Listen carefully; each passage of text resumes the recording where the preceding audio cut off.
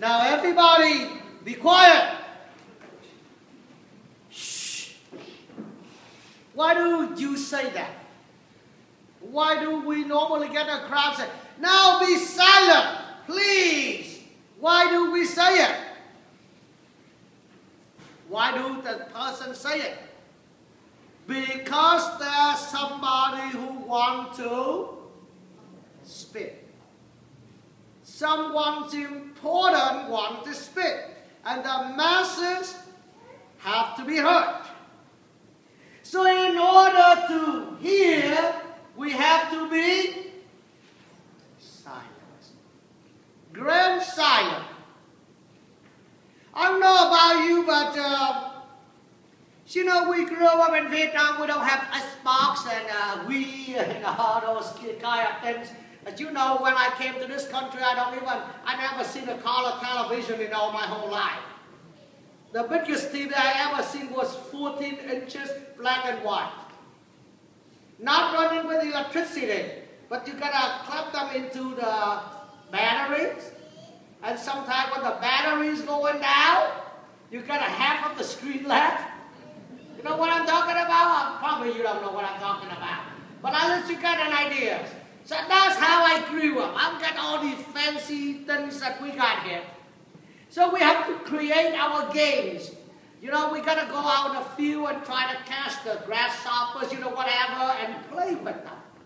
Whatever we can find out there. That's our games. That's our Wii and Xbox and everything else. And what everybody now got an iPad and what, you know, like all these games there. Even John Heffernan, you know that they even have an app for fishing now. Yeah. So what do we do when we go there?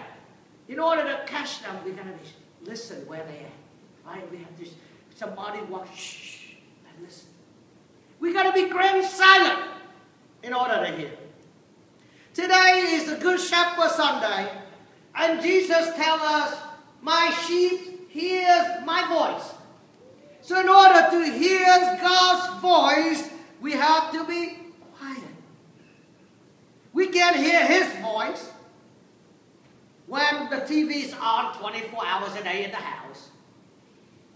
When every time the car engine is turned on, the radio's already started because you didn't turn it off the last time.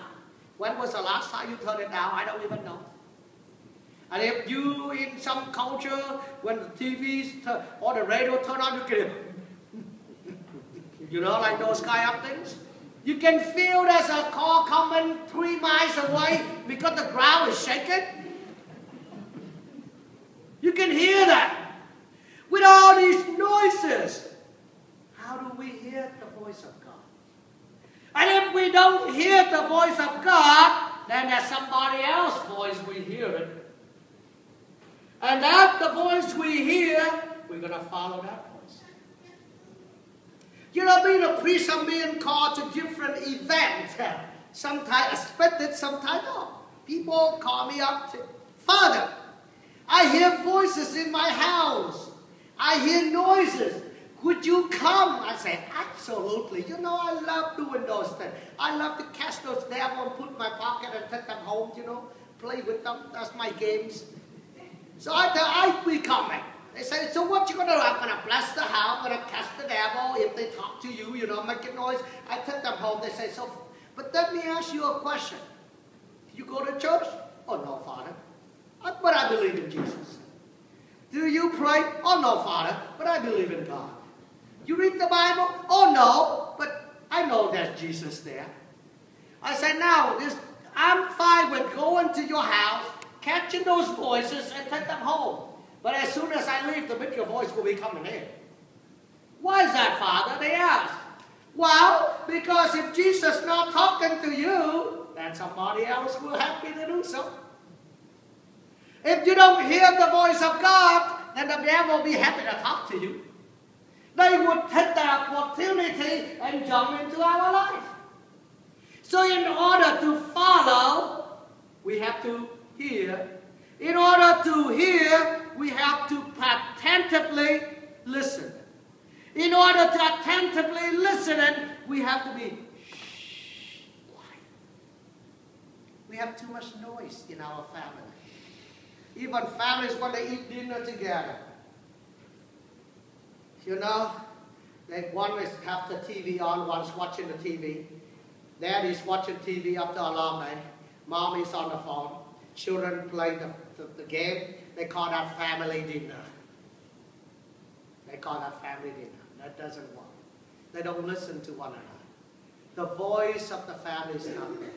The voice of God is not there. And the devil's voice will be there. What voice do we hear?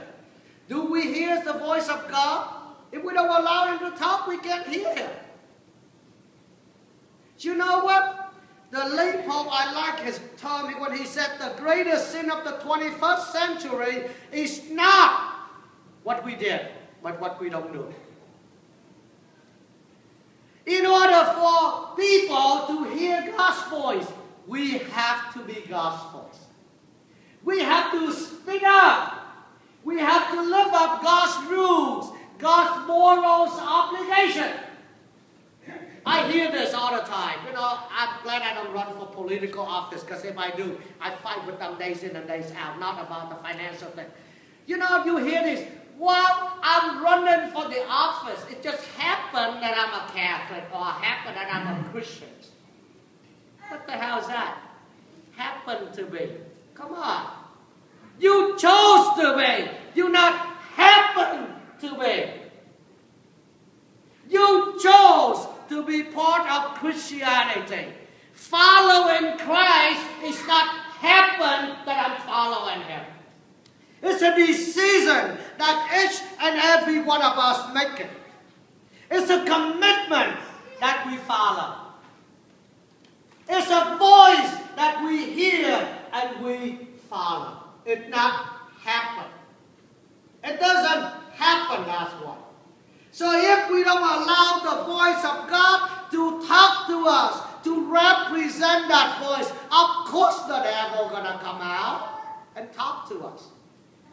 And if you and I and them are not that voice, that whose voice our children will hear, if we not be the voice of God, the voice of conscience, then the children will hear the voice of the devil. The terrorists, they said they hear the voice of God. They hear the wrong voice.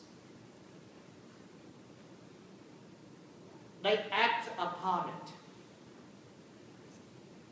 We have to bring them back. We have to let them hear the true voice. But you say, well, okay, I hear the voice, I follow God. What do I got? Right? Nowadays people say, what do I got? God said it today in the gospel according to John, that if you follow me, I will give you not just life. What is the word before the word life? Begin with the letter E. Eternal. Eternal life. Not just life. Not just 7 wives in heaven. Not 7 virgin in heaven. I just say, well, where's all the virgin? Well, you can find 7 of them. And the proportion is not the same. There's not 1 man to 7 girls. You know what I mean? It's about 50-50. So probably 6 of them have to be the older man or something like that, transform into the woman. You know, God promised us eternal life, not just life. The life that never perishes. It's imperishable. It will not be destroyed. That's the promise. So what voice you and I hearing? In order to hear God's voice, I once told you about the level of silence in our life. And if you forgot, let me shortly repeat to you. There's 4 different levels of silence. The first one is the physical noise, the TV, the radio, the people talking, you know, the screaming, the yelling, the games and everything else. That's the first noise.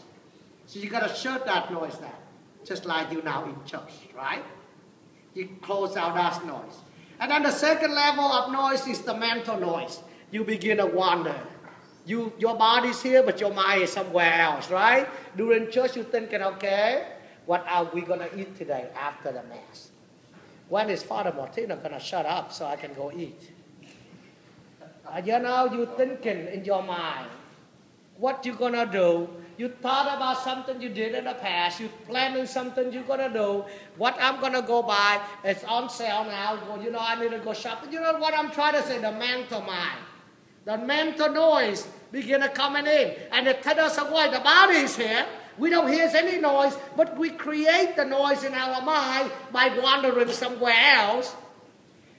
Or you go to church and you think, oh my God, that's God do is so handsome. That's good. It's so beautiful. Oh my God, where's that come from? Do you know those thinking in the mind? And then when you shut that level of silence down, the mind, you got the physical noise, the noise in your mind, and then the emotional noise coming into the picture. You see what I'm trying to, the feeling, that's what we call. You thought about something, or you thought about a dessert that you're about to get today, and you begin to, oh my God, I couldn't eat. You know what I mean? The feeling, the emotional noise, the connection, is there. So that's the 3 levels of noises. We're going to shut them down. We're going to shut them down. I always, when I travel and give talks on marriages, I am doing a workshop in another 2 or 3 months on the first 5 years of marriage, the problem with money and such, sexuality. So I'm preparing a talk for a first 5 years marriage couple on that. And I said, I call the third wheel, in your family, and people will be surprised when I call the third wheel is the TV in your bedroom. Husband and wife don't talk, let the third wheel talk to you. I call that the third wheel in the bedroom. The TV, You sleep with the TV on, you don't hear one another. But anyway, my dear friends, today's God said, my sheep hear my voice. I know them, they follow. And I will give them eternal life. So let's move forward now backward. God will give us eternal life if we follow Him. In order to follow Him, we have to listen to Him. In order to listen to Him, we have to be silent. And we have to shut down all those 3 levels of noises in order to hear God's voice. People ask me that question all the time. I say, how can I hear God's voice? How do I know God talk to you? I say, shut everything down and God will talk. Actually, He has been talking. It's just you haven't heard it. Just shut everything down and He's talking. And you can hear. I pray that we all hear God's voice. Follow Him so one day you and I be eternal in heaven. And that will never